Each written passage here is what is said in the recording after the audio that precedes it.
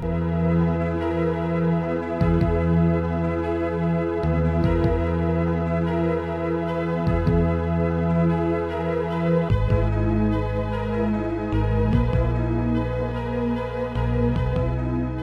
this is it.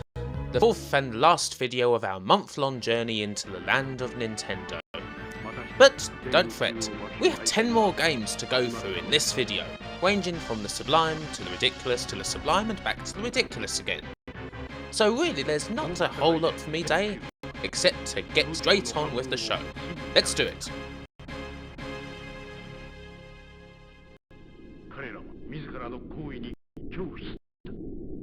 Now, I was really happy to see a Parodius game suggested.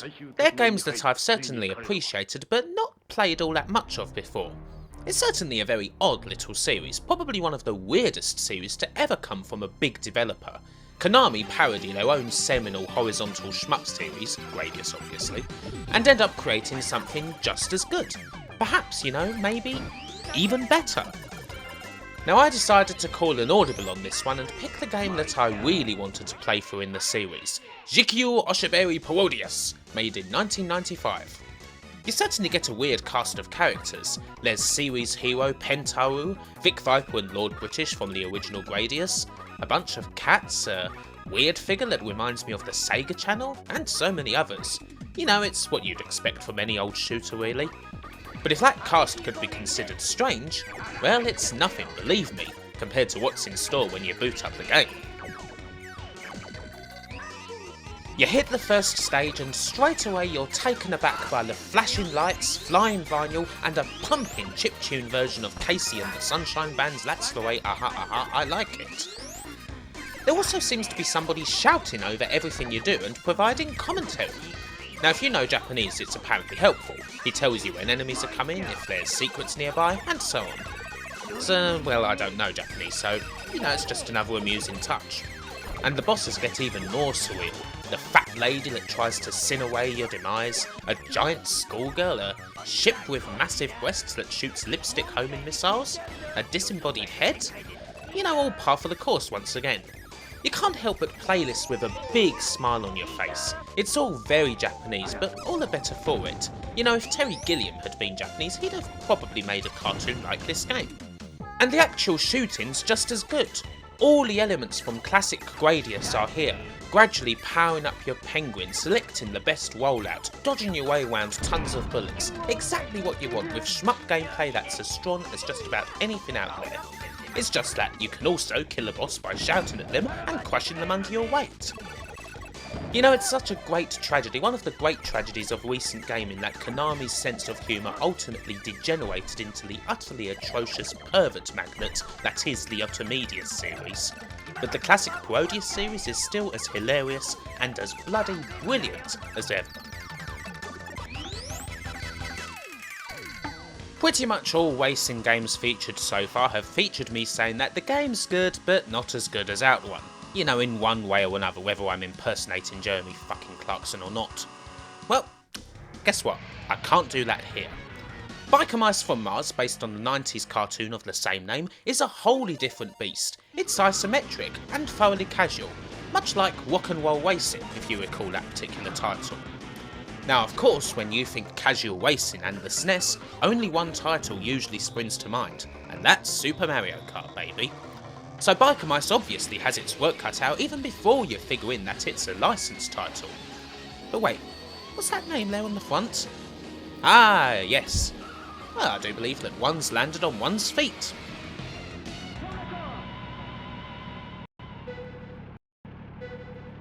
Biker Mice from Mars started out slowly for me. Now I've never been convinced about isometric racing games, and this one doesn't really sway me any different from that front. The traditional view is always going to win. So for the first couple of races I was hemming and hawing about it a bit, you know, I like this, I don't really like this, you know, blah blah blah. But in the end, fun wins out. It eventually clicked with me that this game is even more casual than Mario Kart, the sort of game where you can go from 6th and 1st and back again in a single lap. That is not an exaggeration. Actually being competitive and winning a race is secondary to just having a lot of fun with the power-ups. You get one randomly at the start of every lap, and you also get a few projectiles to play with. Even if you're trailing the field, you still want to do your best, and god damn is it fun to just whack someone with a well-timed shot. Of course, coming out at the front of the pack by Wacer's End is still jolly satisfying and worthy of a big fist pump, but it's highly enjoyable either way, even when you just get utterly blown to smithereens, and believe me, you will. It's a tough balance. Sometimes games like this can be way too random, and this definitely flirts with that. Ultimately though, it hits the line over the line, so to speak. It hits 88 miles an hour. With actual people to play with, I believe that this would be an absolute bloody riot. And even against the computer, it's still a really good time. As I played, I grew to like this one more and more. As good as Mario Kart? No, but better than a lot of other casual races like Super Skid Marks and Micro Machines. And as long as you don't get Smash Brothers syndrome and start taking it all way too seriously, you'll have tons of fun with it too. One SNES game I do know very well is ActRaiser. That's good, isn't it? A game that puts the action and god game genres into a big mixing flask and comes up with something very unique indeed. Really good stuff, that one. However, I can't say I know ActRaiser 2 all that well, although plenty of people would and indeed have advised me to steer well clear from it. But it was suggested, and so it gets reviewed. And unfortunately, I don't really have a whole lot of positive things to say about it, I'm afraid. But let's start with those. The graphics are very good. If nothing else, this game stays true to ActRaiser's aesthetic, with a fair few creative ideas on the level design front and the general look of the game. It works. And Yuzo Koshiro's music may not have any track as memorable as Fillmore or Birth of the People, but it's hardly bad. It suits the game. Really, I cannot fault this game's presentation and story at all. They're really good, and they went to quite a bit of effort on that front. Even Mode 7's fine, if gimmicky. Yes, the gameplay is a different story. When I played this, I was reminded a lot actually of Rastan's Saga 2, an atrocious Mega Drive sequel from back in the day that ruined everything the original Rastan set up by making it bigger, slower, and much less satisfying. Now ActRaiser 2 isn't that big of a disaster, but it makes similar mistakes. God is just so sluggish. Everything he does seems somewhat laboured, from moving to slicing his sword. He can still use some effective magic, but a lot of the time you just wonder if it's actually worth bothering with. Oh, but he can also fly now. Somewhat. If you do a double jump, God will glide, an essential skill to learn. If you press up and hold it, he can glide for a lot longer, and if you hold down, he'll plunge to the ground, possibly holding his sword out in front of him, depending on whether you've pressed the button or not. It's a nice idea, but the execution is just all one. There's not even the slightest attempt to make the flying feel analogue. It's all completely fixed, including the modifications. Playing this game, well, it's just not good, despite the neat concept. And it does help that all the beautiful God Sim gameplay is just gone, leaving nothing but pretty mediocre action. Actually, you know what, thinking about it, this game might actually be the SNES's answer to Chakan the Forever Man. A good idea, presented beautifully, but ruined by very shoddy execution. Now, it's been a little while since I've touched a football game. Honestly, I haven't touched one since the Sensible Soccer retrospective. But hey, here's one for me to sink my teeth into. Go! By Jaleco. A side-on affair, I see. I think I can figure out what they were going for with this one. It's an arcadey football game. Actually reminds me a hell of a lot of Taito's Football Champ. The balls that are available to you, the moves you can do, even the way the players trap the ball in midair, they're all somewhat similar. But geez, it's so damn choppy. It's Cape of Good Hope choppy. The bad thing about this game is that it always seems to be on the verge of falling apart. You've got the horrendous soundtrack that always seems to be dying. I mean, the game just can't handle music and SFX at the same time, it seems. You'll just want to turn that music off before your ears start to bleed out. It really makes me worry about crashing, to be honest. Even at the best of times, it seems like it's sweating bloody spinal fluid just to present a simple football game. The AI is also really stupid at times. The sudden change of view when you've hit a shot on target is a neat arcade touch, but it seems to make the opposing goalie behave like a total moron. The judder, however, is what kills this game. It could have been a half-decent footy title, but it's so slow that for me it's just barely playable. I can't stand it. Now I know that there's a sequel that took an almost entirely different view on things, and I hope that Jaleco had better results there. You know, hopefully they hired someone skilled in bloody optimisation. But, well, you know what game you should stick with. Let me put it this way, you should make the sensible choice.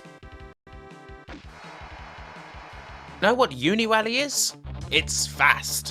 Boy is it fast. It's the sort of speed that you can only get if you scull a bottle of Buckfast and go joyriding through the streets of Edinburgh.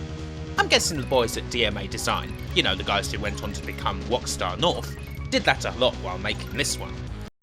Now the idea was apparently to show that actually, despite all that blast processing, the SNES could compete with the Mega Drive in terms of putting the pedal to the metal. Does it achieve that? Well, yes and no. It can certainly go as fast, but the game's a bit more simplistic looks-wise.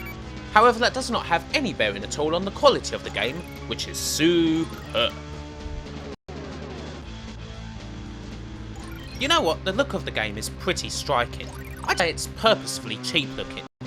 You know, it looks very DIY. It's like a public domain title that wouldn't look out of place on an Amiga Power cover disc. And it works. It's thoroughly apart from just about anything else on the system. But where the game really shines is in its superb casual racing gameplay. You look at it now and you can see that this game clearly had a huge influence on the likes of Trackmania and Trials.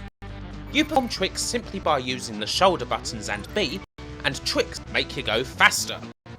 There's also a bit of risk involved in a race. You want to flip and roll as much as you can, but the speed of the game is such that one mistake can screw up the entire freaking race.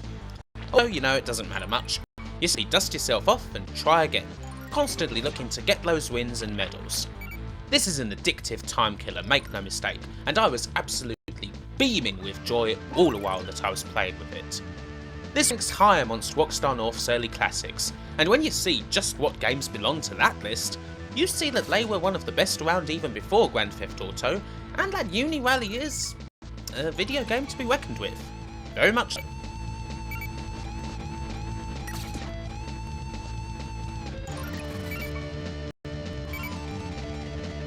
Taito's The Ninja Warriors has a rather long and colourful history. Here's how it looked in the arcade. Well, sort of. The cabinet used no less than 3 monitors, creating a super widescreen effect that Taito were rather fond of at the time. You can also see it here in Darius Twin. It had its roots in cinema, or should I say cinerama. Look, here's How the West Was Won from 1962. Cut down for the small screen of course, but you can still make out those lines that separated the projectors. And obviously we cannot forget Steven Seagal's Letterbox 2000 now, can we? In all cases, unfortunately, the triple screen comes off more as a gimmick rather than something that enhances the experience in any meaningful way, whether it's gameplay or narrative. In this case, it couldn't hide the fact that the Ninja Warriors was a very simple and generic side-scrolling beat-em-up. The presentation was the only thing that was out of the ordinary. Now, obviously, it also had to be cut down a lot for home consumption. Look, here's ZX Spectrum version. Not really the same, is it? We also have a Mega CD version, complete with silly animated intro. This is about as good as you get for the original, still not great. I can't say I enjoy the series all that much until this SNES pseudo-sequel, 1994's The Ninja Warriors Again. Our 3 robo-assassins ride off in search of their target, and plenty of thugs just keep on getting in their way. Hardcore, you know the song. Admittedly, I've never cared too much for this sort of game, Altered Beast, Bad Dudes and the like, but Ninja Warriors Again is as good as the genre gets. It obviously helps a hell of a lot that this was designed for the home.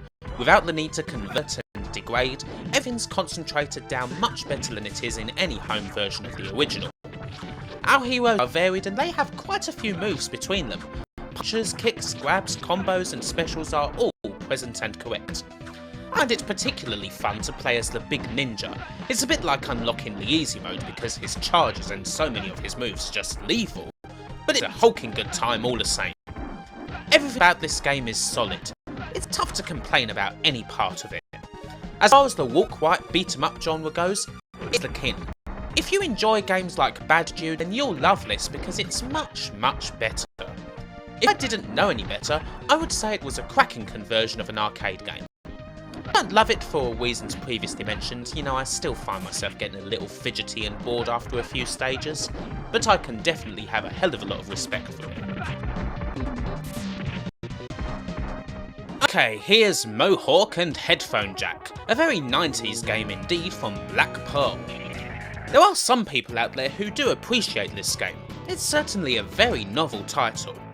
It looks like your basic Sonic ripoff at first glance. You have your cartoony, vomit green hero with Tood, the emphasis on speed, and then you take a single leap forward and you realise that everything you know is wrong. The game rotates everywhere, all platforms appear to have their own centre of gravity, and the moment you go near one you'll get pulled straight to it, whether you like it or not. Somehow, you have to collect a bunch of CDs, enough to open up an exit, which you then have to find in this massive centrifugal maze.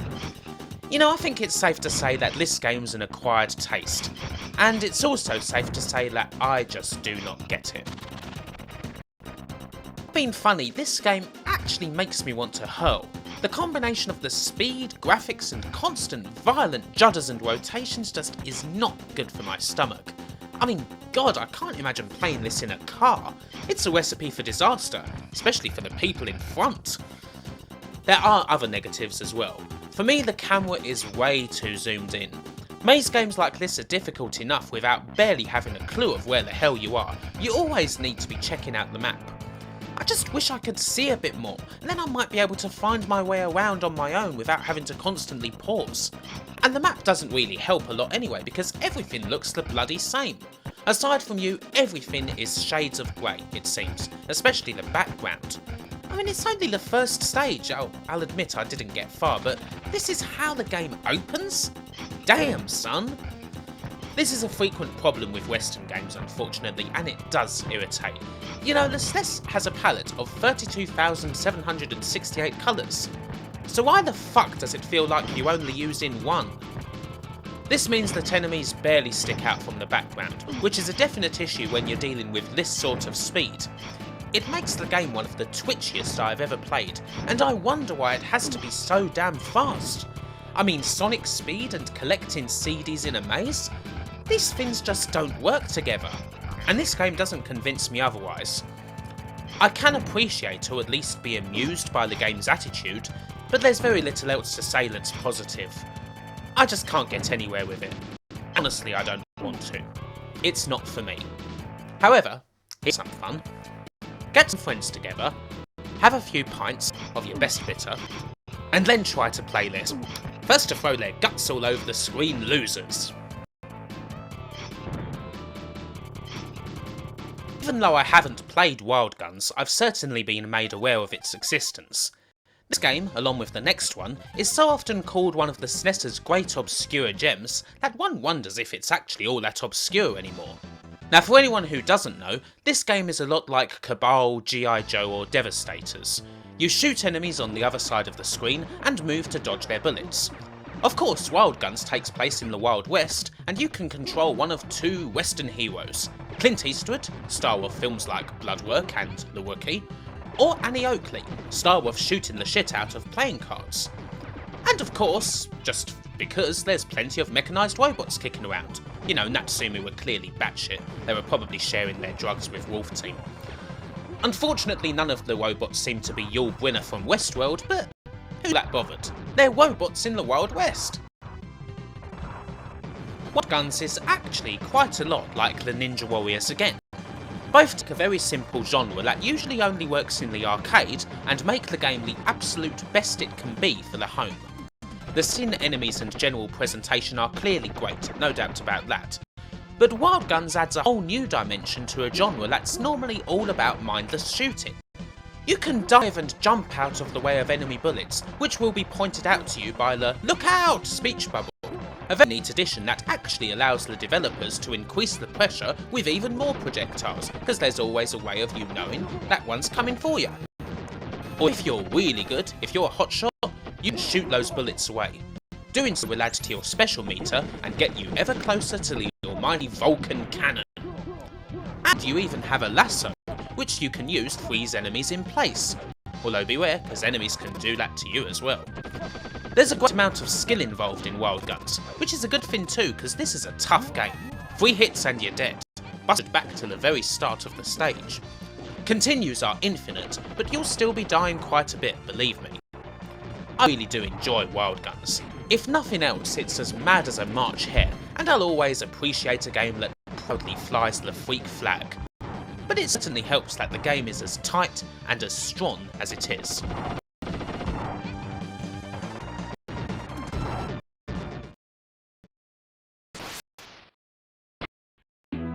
And here's another one. This game in particular seems to get praised to the heavens on high lately, and prices are definitely going up accordingly. Hagane is an action platformer from Hudson Soft that seems to hark right back to the NES days. Whereas most action games seemed to mellow out a little in the 16-bit era, this definitely doesn't. It's old school, with difficulty that matches up with the likes of Ninja Gaiden and Shatterhand. I actually see it get compared to Shinobi 3 a lot as well. I think mainly for the great amount of moves you can do, as Hagane has a whole bevy load of flips, slides and attacks, plus a pretty decent selection of long and short range weaponry. There's no end of moves to learn, although one wonders how useful most of them are. Some are good, and some are just window dressing. Hagane does have quite a few good points. The stages are varied, the controls are nice, and all the different moves only add character to our hero. It means that you risk losing simply by showing off to an imaginary crowd instead of keeping it simple, which I always think is a nice touch in an action game. But on the whole, I can't say that I'm as enamoured with it as a lot of people are. It's hard to pin down exactly why, but I kind of think it's a bit soulless. The graphics and music don't really help matters, as neither are memorable, and the difficulty does feel a little cheap. There's no real curve, it's just a constant battering. Even the first stage gives you a revolting, scrolling minecart stage to contend with, and that's how the game starts. Doesn't get any easier from there. There are some other cheap sections floating around as the game goes on, and you only get 3 hit points as standard, which can be really frustrating. I think the game's alright, I think it's good, but I don't love it, and that disappoints me. Perhaps it's just not met the high expectations I'd subconsciously set it. As I said, this game has been discovered and praised to high heaven by lots of people recently, which meant I was probably expecting something bloody brilliant. And when I didn't quite get that, it was a hell of a lot more pronounced. If I'd just come across this game without knowing anything about it, I'd have enjoyed it a hell of a lot more. I'd be sitting here saying, oh, it's great, it's really good, deserves more praise. The hype, ladies and gentlemen. The stinking, bloody, conniving retro hype.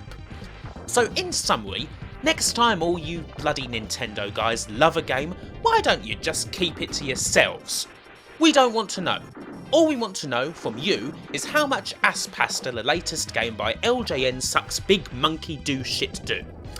Reviewing is dead. Hagane is okay.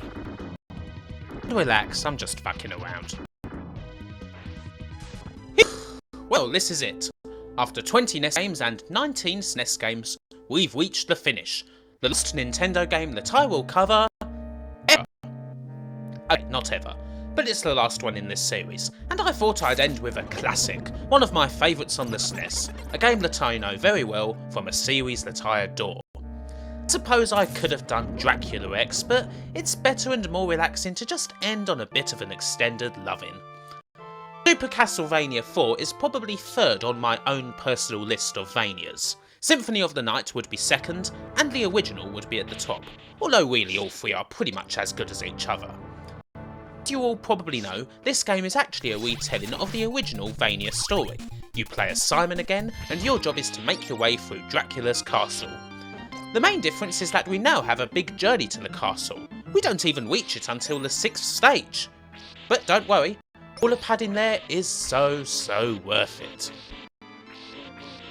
There are a few changes to the gameplay, of course, such as Simon being able to whip in more directions than just straight ahead. This certainly makes Ura Belmont stronger, particularly against typically nasty foes like the bats, birds and Medusa heads. Don't get too cocky though, the knockback from being hit has greatly increased, and if you get hit on a platform, you ain't gonna get lucky. Aside from that and odder moves like the famous lame whip, the game largely controls the same as ever, and there's not one with that. Castlevania on the NES is a flawless game, and if the controls aren't broke, then don't go about fixing them. Super Castlevania really makes great use of the extra power load. The stages are great, lovely looking. They're still very much in that classic Vania style, in that while they're atmospheric and moody, they still resolutely look like video game stages, with all the loose platforms and convenient gaps you would expect. But it's all magnified now, making the game a brilliant gothic piece. Perhaps not as grand guignol as Demon's Quest, but definitely close. The soundtrack, with all of its classic songs from the great theme of Simon onwards, scarcely needs an introduction from me, except to say that a lot of the game's excellent slower tracks don't perhaps get as much credit as the more pumping, traditionally Vania faster songs. This is one of the soundtracks in the series where just about every song is as good as the one that precedes it. Just gets better and better. Still, the main pull of the game is in the superb level design and game design. All the things that made the original a classic are here as well. It is one of the easier Vanias, but playing it just feels so good, and it even does a terrific job of using that super gimmicky Mode 7 for some puzzles and rather unique backgrounds. Perhaps the only question is why I would prefer the original over this one. I know that most people don't and consider the original to be rather dated, but for me it's probably one of my top 3 action platformers. And it's not to do with nostalgia either. I played Castlevania for the first time when I was an adult, probably about 6-7 years ago. The original game just has for me that bit more bite, and there isn't an ounce of fat on it. I wouldn't change a thing about any of the original Castlevania 6 levels. And if I had one complaint about Super Castlevania IV, it's that it is pretty long and that there are odd parts here and there that aren't really as necessary to the whole as others. They're not necessarily bad parts, but they're just lesser parts. The original game doesn't have that problem. It's also a game where you're living on the edge, the atmosphere still works, and the soundtrack is still the best in the series. You know, apologies for suddenly slipping into a review of the old NES game, but hey, I thought it would be a neat way to bring the two systems we've covered in this series together. So to finish, I would say that for the SNES part of this guide, and for the guide in general, I have played many new games. Some have been bad, but a lot of them have been an absolute revelation. But in the end, if I had to choose one game to pick, it would still be Super Castlevania IV. If I was on that desert island, and if my mind had gone a little bit doolally, it would calm me down just by giving me the shivers. And there's only one other SNES title out there that I would consider to be a better game than this one. Anyway, Super Castlevania IV is a classic, a masterpiece, whatever you want to call it. In the end, all that you mean is that it is a very good video game.